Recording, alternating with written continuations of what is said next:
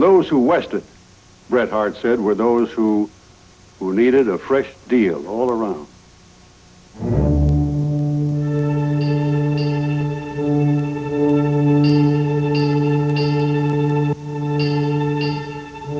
They gathered at the river, and the river was the Missouri. The gathering places were St. Joe and Westport Landing, Leavenworth and Omaha, Fort Smith and Independence. And the river townsmen who would stay behind watched the immigrants as they rendezvoused and waited for the grass to spring on the Oregon Trail to the Valley of the Willamette, on the Santa Fe and California trails to the golden slopes of the Sierras. Here was the last outpost of civilization. It'll come hard, wrote one pioneer, to have to say goodbye to so much elegance and refinement. West of here, cash money would have no value, so it was swapped off for things that would: coffee and ship's biscuit, hog tallow and dried apples, wagon tires and quinine, revolving pistols and gold-separating machinery, and patented plows. And maybe a small sack of peppermint-striped candy. Trains of wagons were formed up and organized into emigrant companies.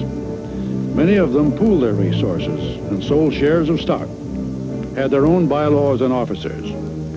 Articles were drawn up and signed by members who had to swear that they were industrious, not addicted to cards, strong drink or profane language, and of sweet and peaceable disposition.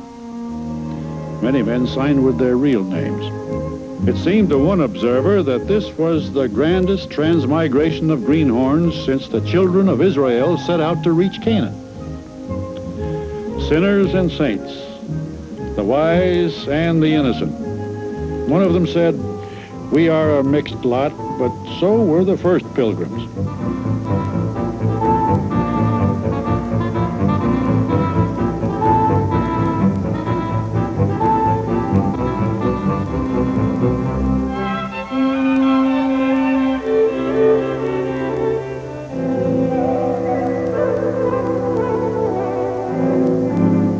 Most of the new pilgrims would take nothing with them but hope and whatever could be stowed in the wagon. And a few took nothing with them but memories of places they would never see again. Like 3 Ohio teenagers running away from home to find gold and fight Indians. New Jersey newlyweds off to build a nest in the New Eden. A Hartford widow hoping to find a new husband and father for her. A Charleston piano forte maker deserted his wife and his creditors. A foreclosed York State farmer looking for greener pastures. A Mississippi Monte dealer seeking fatter fish and less troubled waters. A seminary graduate looking for an uncultivated vineyard in which to labor. And to lead them all into the wilderness, they would engage a professional wagon master with the authority of a sea captain and the honorary title of major. These, then, were the ones who went west. They and thousands like and unlike them. They went in wagons and carts and buggies, and some walked all the way. More than 2,500 miles. They had 3 basic motives for going: to get something, to get away from something, and just to get there.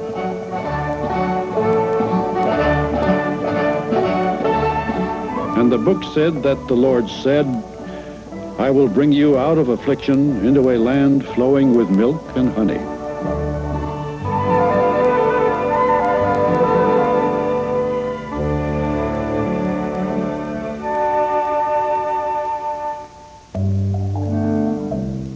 The Overland Trail, the longest road in history, was a river of white-topped wagons.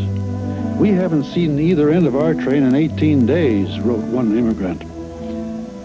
The teams of those ahead of them had eaten most of the trail grass, so they had to feed their oxen and horses and mules on precious grain they'd saved for the desert.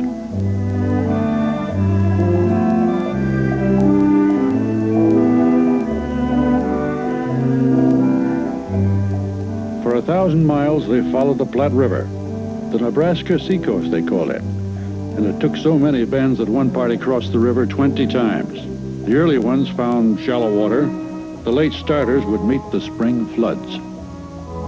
They camped in the heat of the day. They called it nooning. It gave them a chance to visit and catch up on their housekeeping. This gypsy life is anything but agreeable, one woman wrote. It is impossible to keep anything clean. Cooking and wash water were scarce and often harsh with alkali. Baby towels must be put on while still damp, a mother complained.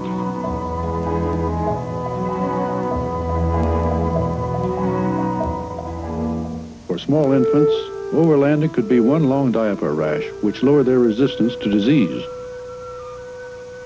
And no family could travel too fast for cholera.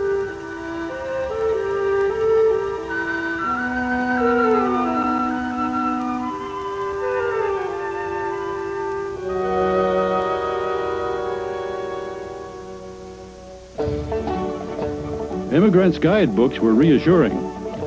Prairie navigation is simple. Merely follow the wheel ruts of the wagons which have preceded you.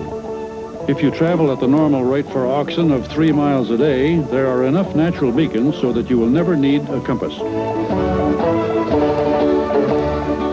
The atmosphere is so clear that landmarks like Chimney Rock will be observable for weeks before they are reached. It might have added that the immigrants, too, would be under observation.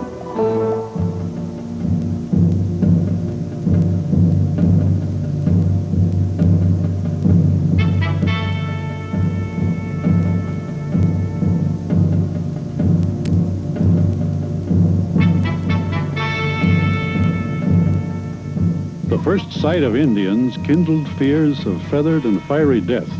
For the women, a fate worse than death.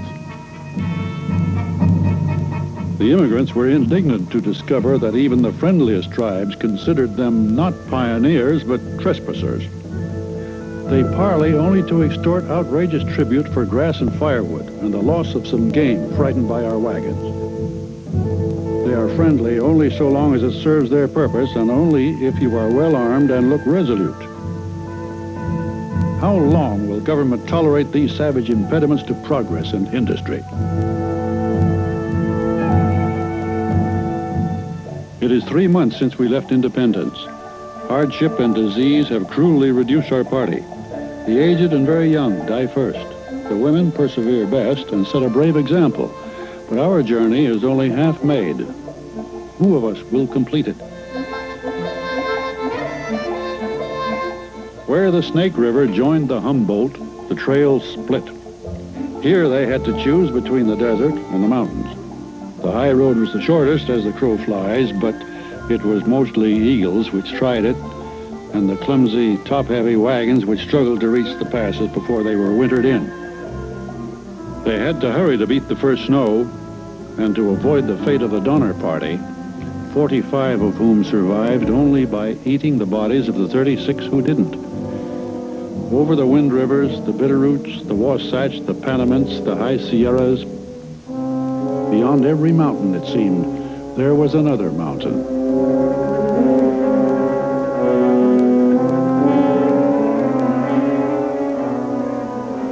But if there was danger in the mountains, there was no safety at sea level. One traveler wrote of the desert trails, it was as though the hand of death had been laid upon the country. Where it was Apache country, death had a few extra hands.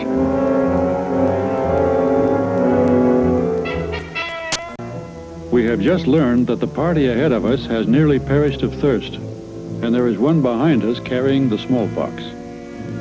It is more than 100 degrees of heat. Truly, we are traversing hell with the fires banked. It is milestoned with what once were precious belongings. But such sentiments are too burdensome for exhausted horses.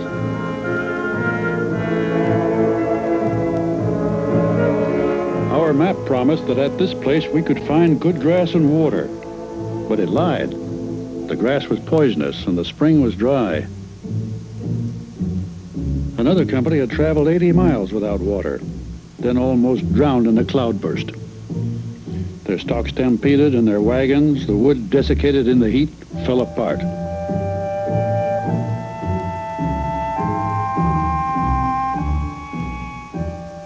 Our cattle sickened on the water and foundered and had to be left behind. But ours was not the only loss. Dead animals averaged 100 to the mile.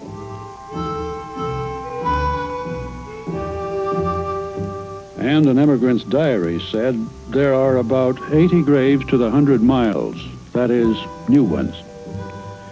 Each of these marked the high water point of somebody's hopes. All of them strung together marked the trail for others, just as hopeful, to follow. In the great getting there were no failures. They all put down their roots in the new land, even these.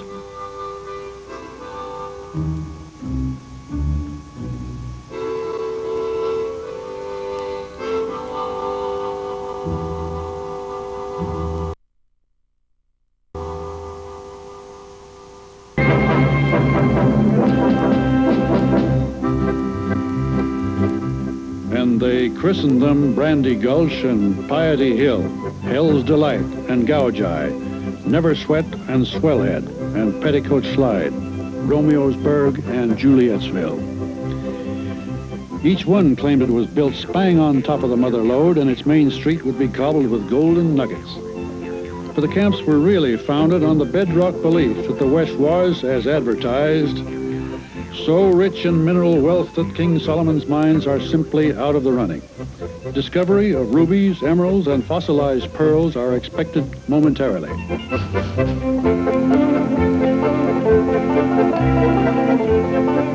In the meanwhile, of course, the town could always mine the miners.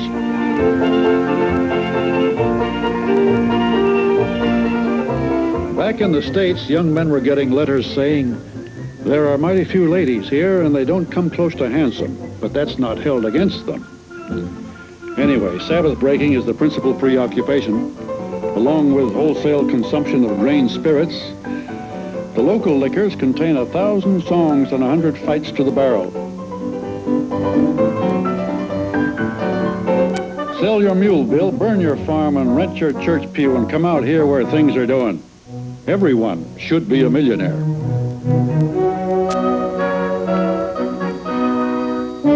They say if you wash your face in the Yellowstone River, you can pan 4 ounces of dust out of your whiskers.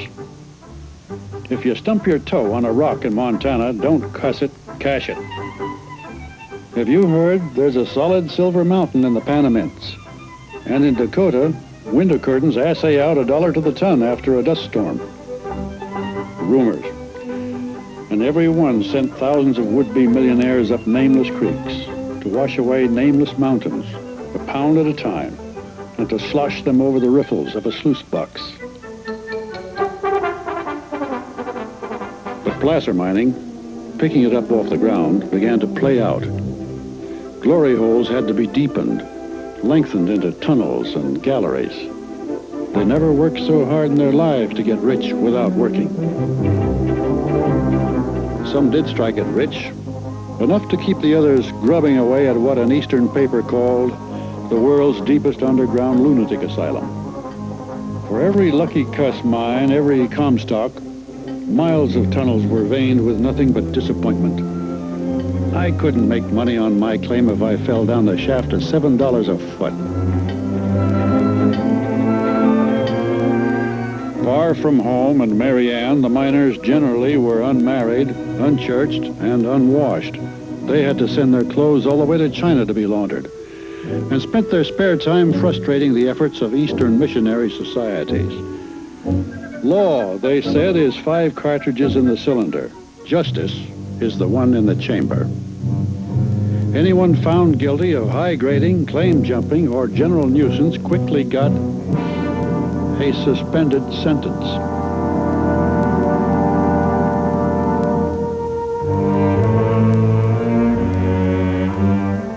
High-grade ore became harder to extract with just a tin pan and a sharp stick. It began to cost money to make money. Mining companies, capitalized in the East, moved into the diggings. They imported complicated machinery, stamp mills, and refining equipment. And